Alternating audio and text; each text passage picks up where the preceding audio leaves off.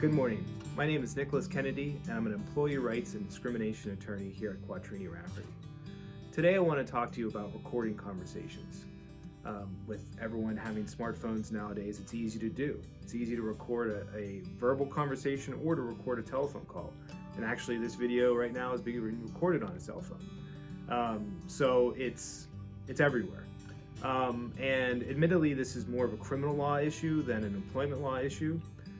But I see it in the employment law context, and that's why I want to talk about it today. Because a lot of my clients who I speak to, they record conversations with either human resources, their supervisor, or coworker, because there are very challenging issues that can arise in the workplace. There are issues of discrimination, harassment, and a lot of concerning conversations and very serious conversations that you can have in the workplace. And a lot of people want to record that so they have a record of it. But the issue is, in Pennsylvania, we have a wiretapping law. Most states have a form of this law. And Pennsylvania is what's called a two-party consent state. And some states are one-party consent states. But what a two-party consent state is, or what that means is that all parties who are part of the conversation have to consent to the recording. And so it's not just good enough that you yourself want to record it. You have to get the consent of the other individual. And if you don't get their consent, whether it's an in-person conversation or a telephone conversation, then you're actually committing a felony by recording that conversation. And now there are exceptions to that rule. Primary one, it's not really an exception, but it relates to the person who you're recording. If they don't have what's called a reasonable expectation of privacy. That means is if you're at, let's say, a conference, a work conference, or you're listening to a public speaker, they don't have an expectation of privacy. They're speaking to a large group of folks.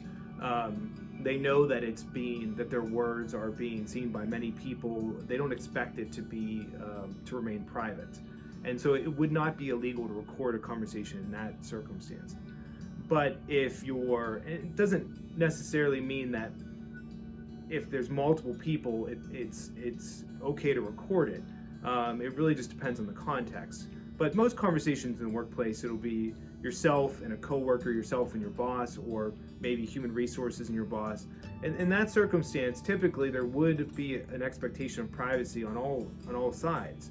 And as a result, if you record that conversation, then you're committing, as I described, a felony, a criminal act.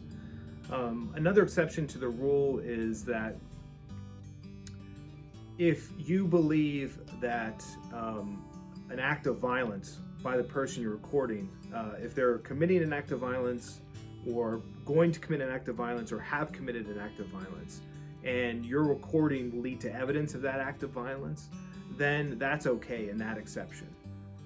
Thankfully and hopefully you don't ever have to be in a situation in the workplace where an act of violence is at issue.